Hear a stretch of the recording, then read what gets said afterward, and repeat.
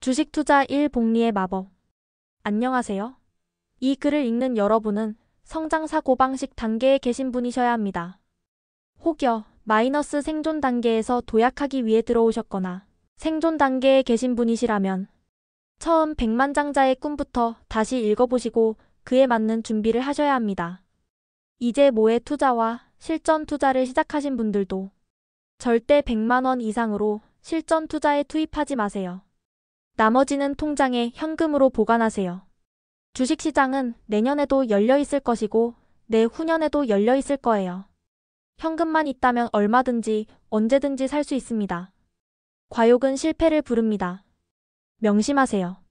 그리고 주식 투자를 시작하신 분이 계시면 구독하셨겠지만 아직 구독 안 하셨다면 구독하시고 댓글을 남겨주세요.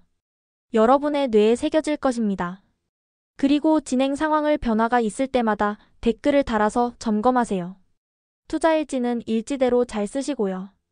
나의 기질을 알아가고 투자 원칙을 세워가는 과정도 댓글로 공유해보세요. 백만장자가 되어가는 과정도 댓글로 남겨 서로 공유해보세요. 이제까지는 요점만 가지고 숨가쁘게 달려오느라고 과정이 너무 빨리 온 것 같습니다. 이제는 지혜를 나누면서 숨 고르는 시간을 가져볼까 합니다. 그래서 제가 읽은 책 중에서 여러분에게 도움이 될 만한 책의 요점을 정리해 드리도록 하겠습니다. 그 첫 번째로 돈의 심리학이라는 책에 대해 알아보도록 하지요. 읽으신 분들도 많으시겠지만 머리를 식힐 겸 대뇌의 구조를 재배열하자는 마음으로 함께 해보시죠.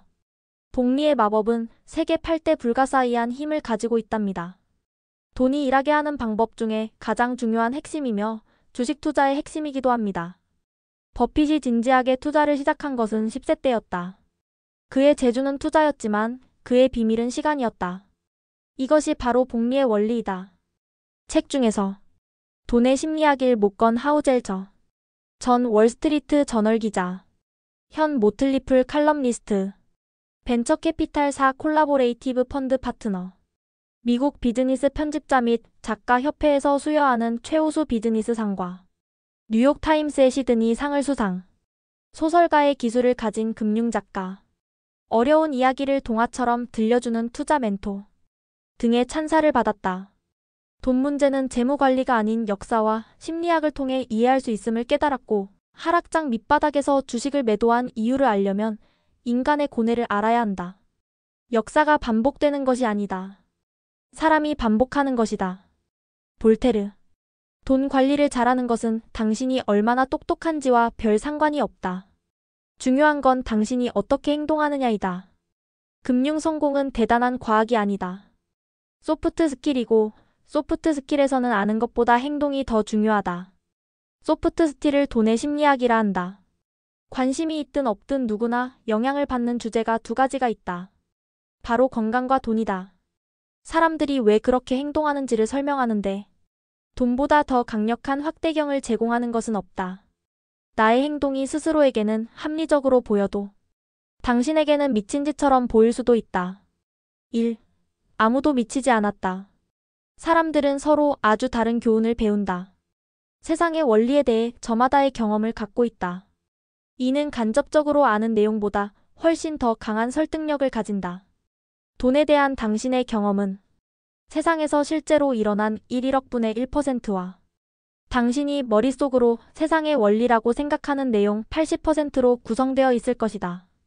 우리에게 이 문제가 쉽지 않은 이유는 아무리 열심히 공부를 하고 마음을 열어도 공포와 불확실성이 얼마나 강력한 힘을 가지고 있는지 제대로 재현할 수 없기 때문이다.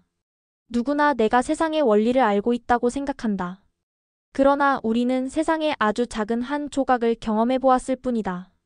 겪어봐야만 이해할 수 있는 교훈도 있다. 마이클 베트닉. 개별 투자자의 위험 선호도는 개인의 경험에 좌우되는 것으로 보인다. 지능도 교육도 세상 경험도 아니었다. 순전히 언제, 어디서 태어났느냐 하는 우연에 좌우된 것이다.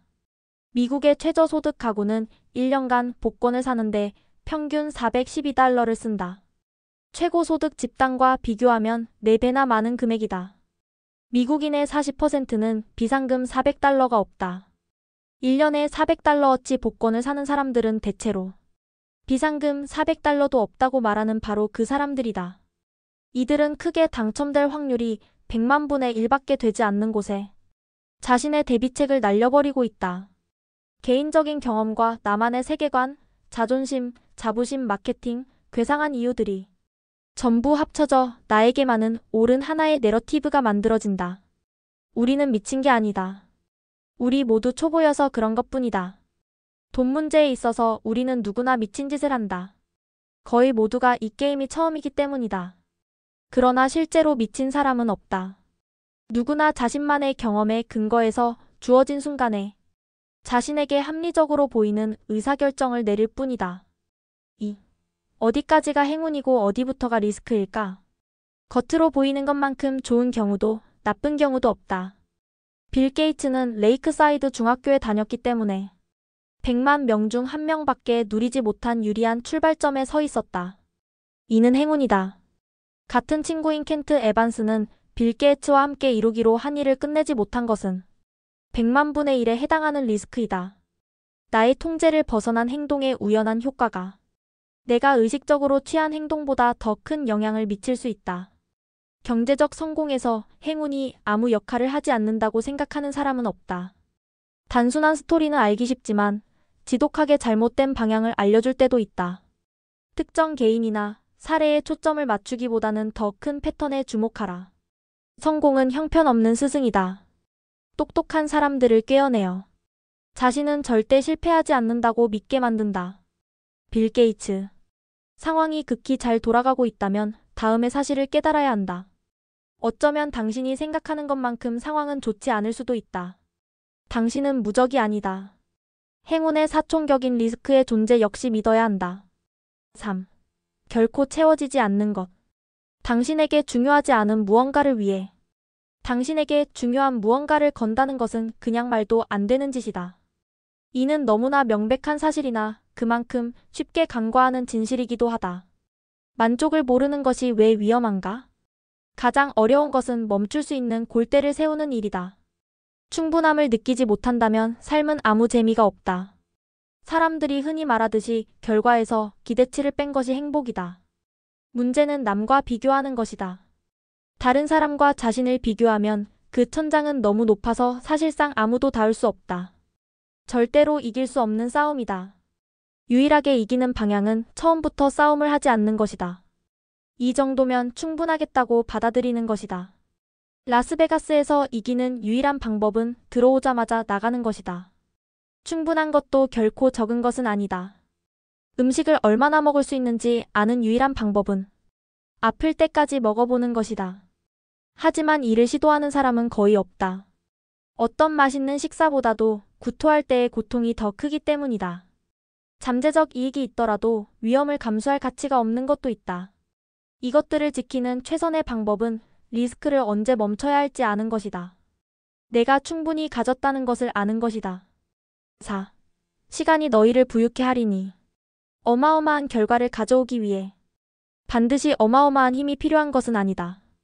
작은 성장이 미래 성장의 동력 같은 역할을 하게 되면 너무나 비논리적이기 때문에 무엇이 가능하고 어디서 성장이 만들어지고 어떤 결과를 낳을 수 있는지 과소평가하게 된다. 돈도 마찬가지이다. 버핏이 진지하게 투자를 시작한 것은 10세 때였다.